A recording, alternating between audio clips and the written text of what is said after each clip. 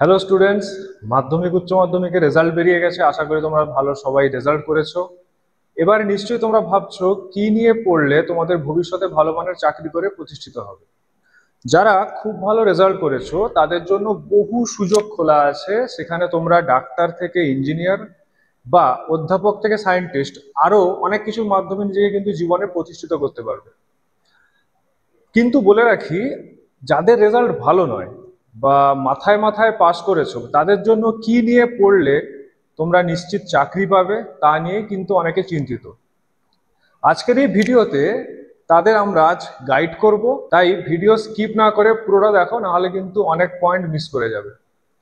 আজকে আমরা যে দুটি কোর্স নিয়ে আলোচনা করব তা হলো আইটিআই আর পলিটেকনিক। আজকের এই ভিডিওতে প্রধানত আমরা 5টি টপিকের ওপর আলোচনা করব, যার উপরে আমরা বিচার করে দেখব কোন কোর্সটা তোমার পক্ষে করা বেটার হবে। চলো দেখে নিই এবারে পয়েন্টগুলো। প্রথম পয়েন্ট আছে, আইটিআই ও পলিটেকনিক কোর্সে ভর্তি হতে গেলে ন্যূনতম কি যোগ্যতা থাকা দরকার। সেকেন্ড, আইটিআই ও পলিটেকনিক কোর্সের সময়সীমা কত। থার্ড, কাদের ক্ষেত্রে আইটিআই এবং কাদের ক্ষেত্রে তোমার পলিটেকনিক কোর্স উপযোগী। 4 নম্বর পয়েন্ট, সরকারি চাকরির সুযোগ কোন কোর্সের ক্ষেত্রে বেশি রয়েছে। এবং 5, বেসরকারি চাকরির ক্ষেত্রে আমরা কোন কোর্সকে বেশি প্রাধান্য দেব। তাহলে চলো সময় নষ্ট না করে আজকের আমরা ভিডিও শুরু করছি। এবারে আসছি আমরা প্রথম পয়েন্টে। দেখো, আইটিআই ও পলিটেকনিক কোর্সে ভর্তি হতে গেলে ন্যূনতম কি যোগ্যতা থাকা দরকার। এখানে বলে রাখা ভালো, আইটিআই ও পলিটেকনিক এই দুটি কোর্স করতে গেলেই ন্যূনতম তোমাকে মাধ্যমিক পাস করতেই হবে। এবং মাধ্যমিকের নাম্বারের বেসিসে তোমরা যদি অ্যাপ্লাই করো তাহলে তোমাদের র্যাঙ্ক অনুযায়ী কিন্তু তোমরা বিভিন্ন সরকারি কলেজে সুযোগ পাবে। সেখানে সমস্যাটা হলো যে তুমি তোমার বাড়ির কাছে তোমার পছন্দ মতো কলেজ নাও পেতে পারো, এবং তোমার পছন্দের মতো সাবজেক্ট কিন্তু তুমি নাও পেতে পারো, সেটা একমাত্র সরকারি কলেজের ক্ষেত্রে। কিন্তু বেসরকারি কলেজের ক্ষেত্রে তোমরা তোমাদের পছন্দ মতো কলেজেও ভর্তি হতে পারো, এবং তোমরা যখন কলেজ চুজ করবে অবশ্যই দেখবে সেই কলেজের ইনফ্রাস্ট্রাকচার ভালো কিনা, বা পঠন পাঠনের ব্যবস্থা ভালো আছে কিনা, বা প্লেসমেন্ট সেল যেটা সেটা খুব ভালো কিনা, অর্থাৎ তারা 100% জব গ্যারেন্টি তোমাকে অ্যাসিওর করছে কিনা। তোমরা সেই কলেজ কিন্তু নিজেদের পছন্দ মতো এবং তোমার বাড়ির কাছের কলেজকেও তোমরা কিন্তু চুজ করতে পারো। এছাড়াও বলে রাখা ভালো, সরকারি কলেজের সংখ্যা বেসরকারি কলেজের সংখ্যা থেকে কিন্তু অনেকটাই কম, তাই সেখানে তোমাদের সরকারি কলেজে চান্স পাওয়াটাও কিন্তু অনেক ক্ষেত্রে খুব কঠিন হয়ে যায়, এবং যদিও পাও সেটা বাড়ির থেকে অনেক দূরে হলেও হতে পারে। এবার আসছি দ্বিতীয় পয়েন্টে, যে আইটিআই ও পলিটেকনিক কোর্সের সময়সীমা কত।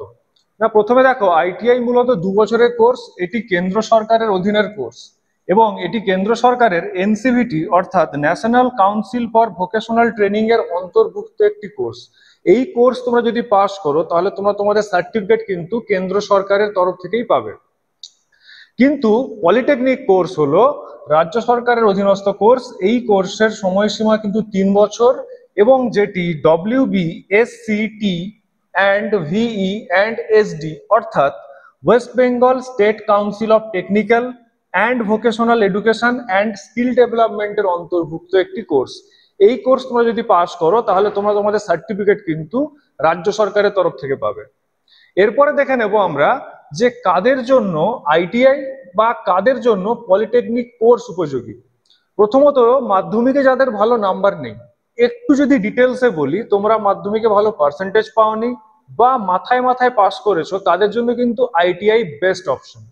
পলিটেকনিকের ক্ষেত্রে সায়েন্সে ভালো নাম্বার বা নলেজ না থাকলে পলিটেকনিক পাস করা যেমন কঠিন, তেমনি কিছু না বুঝে পড়লে চাকরি পাওয়া কিন্তু আরো পরের দিকে কঠিন হয়ে যাবে। কিন্তু আইটিআই এর ক্ষেত্রে যেহেতু 80% প্র্যাকটিক্যাল কোর্স এবং মাত্র 20% থিওরি, তাই এই কোর্সটি সহজে বোঝা যেমন যাবে এবং হাতে নাতে কাজ শেখার জন্য চাকরি পাওয়াও তোমাদের ক্ষেত্রে কিন্তু খুব সহজ হয়ে যাবে।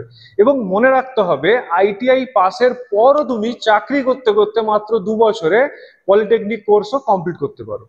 তাই নিজেকে চাকরির উপযোগী করে তোলার জন্য মাধ্যমিক বা উচ্চ মাধ্যমিকের পরে আইটিআই হলো সবচেয়ে বেস্ট অপশন। এবার আসবো 4 নম্বর পয়েন্ট, সরকারি চাকরির সুযোগ কোন কোন কোর্সের ক্ষেত্রে আমরা বেশি পাবো। তো সরকারি চাকরির ক্ষেত্রে যদি আমরা একটা ছোট্ট উদাহরণ নিই, ভারতীয় রেল, ভারতীয় রেলের যদি দুটি আমরা বিভাগকে দেখে নিই, প্রথম হচ্ছে গ্রুপ ডি। এই গ্রুপ ডির পরীক্ষায় বসতে গেলে তোমাকে মাধ্যমিকের সাথে অবশ্যই তোমাকে আইটিআই থাকা কিন্তু বাধ্যতামূলক। এরপর যদি অ্যাসিস্ট্যান্ট লোকো পাইলট দেখি, এই অ্যাসিস্ট্যান্ট লোকো পাইলট মানে যারা ট্রেন চালায়, সেক্ষেত্রে তোমরা দেখতে পাবে তাদের শিক্ষাগত যোগ্যতা আইটিআই বা পলিটেকনিক যে কোনো একটা করা থাকলে তারা কিন্তু অ্যাপ্লাই করতে পারে। তো এই দুটি ক্ষেত্রে বিচার করে দেখলে এই দুটি পোস্টের ক্ষেত্রেই আইটিআই কিন্তু কমন, অর্থাৎ এখানে তুমি দেখতে পেলে আইটিআই কিন্তু অনেক বেশি সুযোগ থাকছে। এছাড়াও কেন্দ্র সরকারের বিভিন্ন সংস্থা যেমন ইসরো, অর্থাৎ যেখানে মহাকাশ নিয়ে গবেষণা হয়, ভারতীয় নৌসেনা, ভারতীয় বায়ুসেনা, কোল ইন্ডিয়া, ভারতীয় সেনা, power plant, state electricity board এবং ডিভিসির মতো প্রচুর সংস্থাগুলিতে প্রত্যেক বছর আইটিআইদের জন্য অ্যাপ্রেন্টিসশিপের প্রচুর ভ্যাকেন্সি কিন্তু বেরোয়। এবার আমরা 5 নম্বর পয়েন্ট দেখে নেব যে বেসরকারি চাকরির ক্ষেত্রে আমরা কোন কোর্সকে বেশি প্রাধান্য দেব। যদি তোমাকে একটা ছোট উদাহরণ দিই, যে প্রাইভেট কোম্পানিতে চাকরির ক্ষেত্রে ডিপ্লোমার তুলনায় আইটিআইদের কিন্তু সুযোগ অনেক বেশি থাকে।